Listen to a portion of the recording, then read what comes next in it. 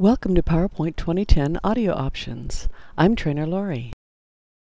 Why audio in PowerPoint? Lots of reasons. Maybe you want to play an MP3 music and you want to start and stop it on command, not just on a click. You want to play a sound alert, like clapping to start the applause. Play a CD track. In 2010, that doesn't seem to be an option. Well, I'm going to show you how to do it. And also to record your own narration, like I'm doing with this. And you can add it to every slide or just have it as a one wow factor. Essentially to control how sound works in PowerPoint. You'll find it under Insert Audio, which is right next to the video. And if you click the drop down, you'll have three options. We're going to first look at Audio from File. And that's pretty easy. If you've got an MP3 or some other kind of sound file, you'll be able to find it in there. You can see all the different styles that are available. What PowerPoint 2010 can play. You must have a sound card and speakers, otherwise you're not going to be able to hear it. So you don't have to record using that, but you won't be able to hear it without it. When you insert it, it will go in looking like a horn, and the horn will look like this when you're in PowerPoint view, and if you're in slideshow view, when you hover over it, it looks like this. And you have to play using the trigger here, the play button. In normal view, while you're rehearsing and looking at it, it will look like this. Just a little bit different, but you do have some other options here. It defaults to play on the trigger, but if you want it to play separately, I'll give you some suggestions. If you go to Animations, you can see that this is on a trigger. But if you click the animation pane button, you'll be able to actually control it more by clicking the drop down arrow and choosing timing, and you have more options in there, and I'll explain those later. We can also insert clip art audio. That means that we'll go online and look through Microsoft Office.com and find all kinds of free and copyright free audio sounds, WAV files that you can use. It looks just the same way as using an MP3. Our third option is to record audio, and I would recommend this if you're just going to record one sound. For example, you're going to record a welcome. Welcome, so glad that you're here, something like that. When you do that, it opens up this record sound box, dialog box, and it has a record button. When you click the record button, then you'll have a stop button available, and you'll have a play button. I recommend that you get a good external microphone if you're going to do a lot of recording. Don't just use the one that's built into your computer. If you're going to record the entire slideshow, I recommend going to Slideshow, Record Slideshow, and you can start the recording from the beginning if you're as hopeful as I always am when I'm recording, thinking that I can do it in one take. And in that, when you click that, you get the choice of it recording the slide and animation timings. That means every time you click, it'll record that, and not only the narration but the laser pointer, and that's by using the control button, and it creates that laser pointer. Otherwise you can't see the cursor. It will show how your recording is progressing. It'll show you per slide, and it will also show you for overall, so you can see if you're running too long. And the horn will appear down in the bottom right corner, and that will be the audio for each slide. As you are advancing slides, it will stop and start a new recording on the next slide. So it's hard to remember to do this, but try not to talk while you're advancing the slides. That way you'll have some more options with trimming.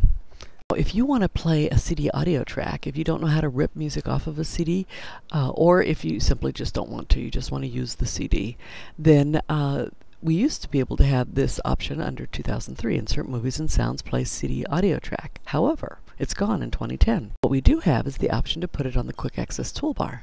So simply click the drop down on the Quick Access toolbar and go to More Commands, and then find it under All Commands, or Commands Not in the Ribbon, because it is not in the ribbon.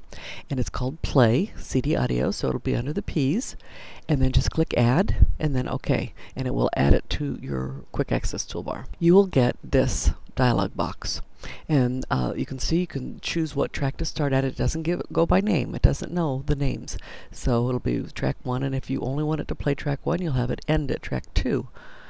If you want it to start later in the track, or if you want it to end after just a few seconds, you have some options here.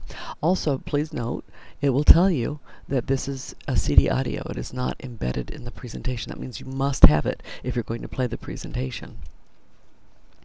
You also have the same options on your animation pane.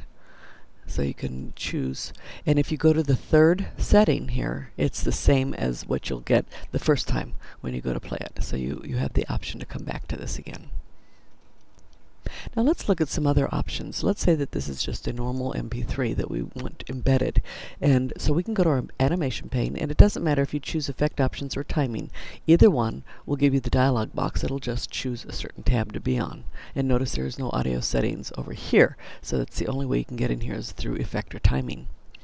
The first tab, Effect, says I want to start playing from the beginning or from a specific location based on where I paused it already, or from certain time, so many seconds into it. For example, sometimes there's an intro that you don't care about. You want to get right to the real powerful part of the sound.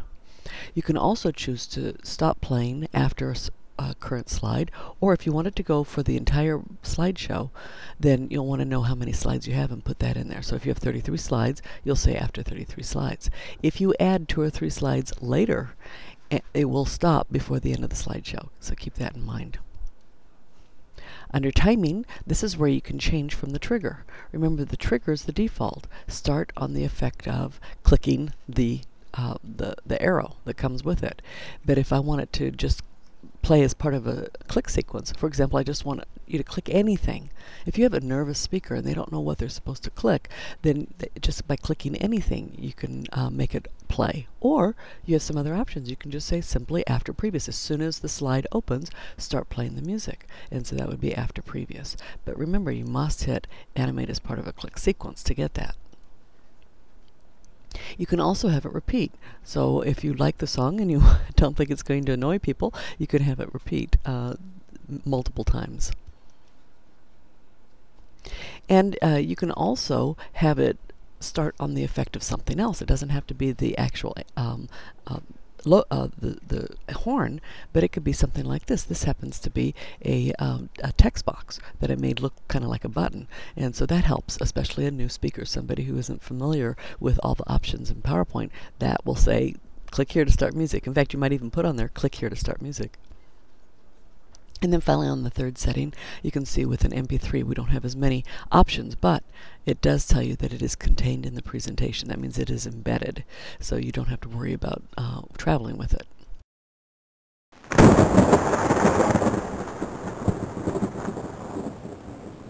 Under Animation Pane, I can say timing on, even though this isn't a normal music or audio file, I can give it an audio sound by saying under Effect, I can say change the sound to, and then go through the options that are always built in, or you can say other sound. So if you have some other sound that you have, some wave sound, it must be a wave, and you can have recorded this yourself, or you can go online and find them, and it will play when that picture opens.